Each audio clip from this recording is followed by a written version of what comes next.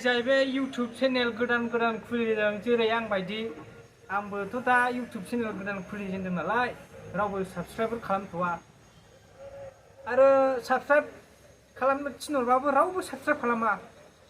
दा बेनिखायनो आं माबा मोनसे खोथा शेयार खालामनो नागिरदों। जायखिया बयजोंबो बर'जों बर' अनलायलायदो, दा साबस्क्राइब खालामहरलायलायदो जाहाथे आं जौगायो आरो बर' हारिनि थाखाय मोजां खामानि मावलांनो हायो। जेरै दैबाना जानायाव थांनानै माबा भिडिअ शुटिं खालामहैनानै माबा सरखारनो गथायनो हायो।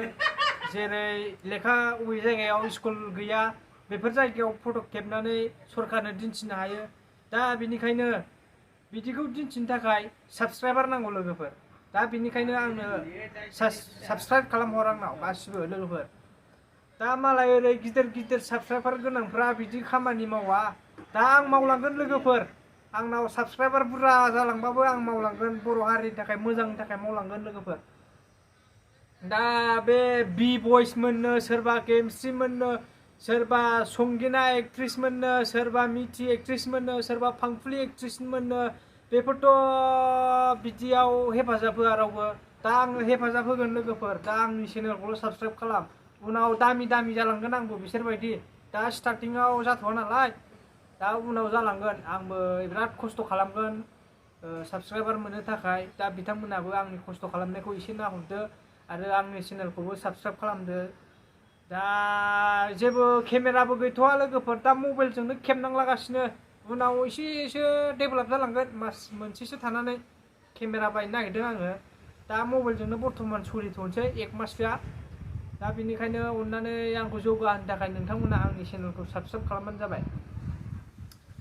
दा आं बिराद दुखु मोनदों रायजो राजाफोर, आङो आसामाव बिराद दैबाना जादोंनो। दा बे दैबानानि थाखाय आं गरसेबो हरनो हायि थाखाय आंखौ निमाहा होदो रायजोफोर। हरदों हरनाया आङो जों गामियाव हरदों, एसे 12,000 हरनाय जादों आङो। 12,000 हरदों आरोखि आङो दैबानानि थाखाय। दा बे आंनि एसेल' थाखा हरनायनि थाखाय निमाहा होदो रायजो राजाफोर।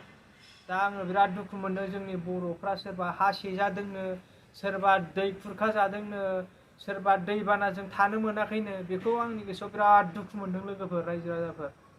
दा बेनिखायनो गासिबो बर'फोर जा हाजासेखौ हानायखिनिखौ दा एसे बुथुमनानै, जायहा दैबाना जाजादों, जायहा एसे प्रब्लेम जादों, बेफोराव हेफाजाब हो लोगोफोर, जाहाथे जोंनि बर'फ्रा मोजां संसार रायजो मोनजायो।